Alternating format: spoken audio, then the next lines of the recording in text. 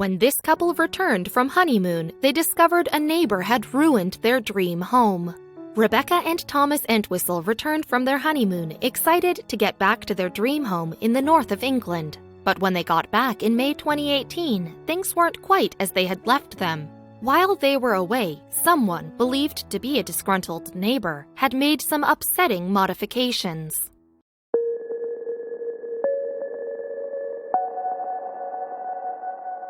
Thomas and Rebekah married in July 2017, though they were living in rented accommodation when they saw their dream house in Blackburn, Lancashire in the UK. They knew they had to have it. The purchase of the 4-bedroomed, $290,000 house, however, wasn't easy. The young couple both work as music tutors and had just set up their own company. As 27-year-old Thomas explained to the Lancashire Telegraph newspaper in May 2018, "Rebekah and I just started our own business and had to fight to get a mortgage and then to get this house." But purchase the house they did, and shortly before Christmas 2017, Thomas and his 24-year-old wife moved into the Persimmon Homes dwelling on the New Brook View estate. There were many things they liked about their new home, but a major attraction for the newlyweds was the stunning views over the Lancashire countryside. Finally settled, the newlyweds were at last able to go on their long-awaited honeymoon in May 2018. For 2 weeks, the couple would unwind at a romantic Caribbean getaway to the Dominican Republic. Their return home, however, would not be a pleasant one.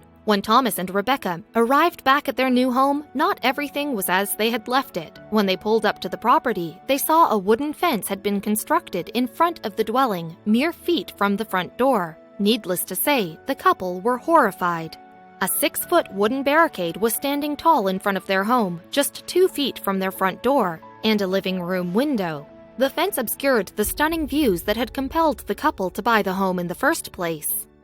At the time, Thomas told the Lancashire Telegraph, "This was our dream home, and now it turned into a nightmare. It feels like we are imprisoned in our house by this fence." As he explained, "We bought it because of the view, which has now been replaced by a huge wooden fence nailed to our own little one."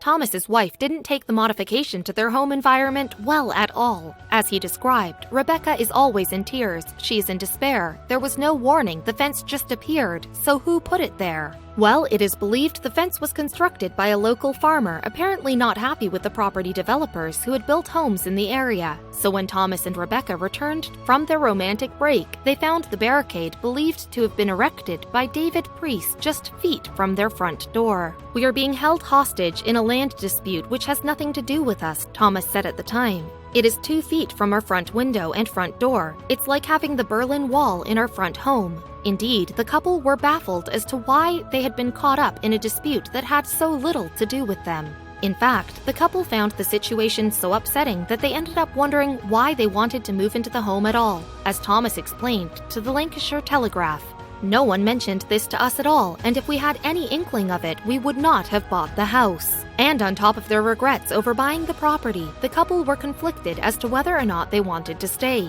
Not only did they have the stress of feeling like prisoners in their own home, but on top of that, they had the burden of any consequences they faced in fixing the situation. As Thomas explained at the time, "We're not even sure we want to live here now. Even if the fence gets taken down, there is no guarantee it won't come back later, or even be extended around the back. We are in fear of that. And, like them, who'd want to buy a property whose land border is in dispute?" The whole affair had turned into a very emotional situation for Thomas. "At first I was tearful, but now I'm angry. We specifically bought this house, beating off a lot of competition for its beautiful views, and now they've gone. We now keep the curtains closed in the front room and spend most of our time upstairs."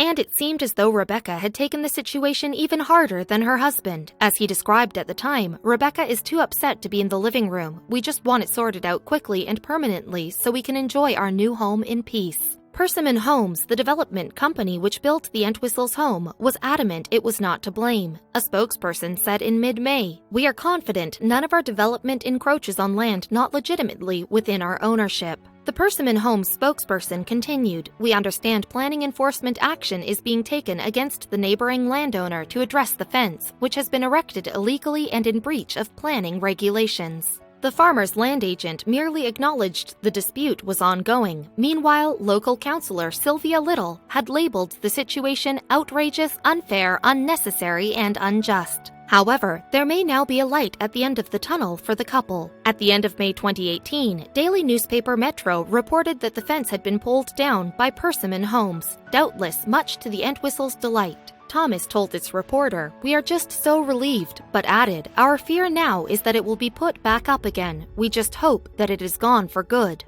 Only time will tell.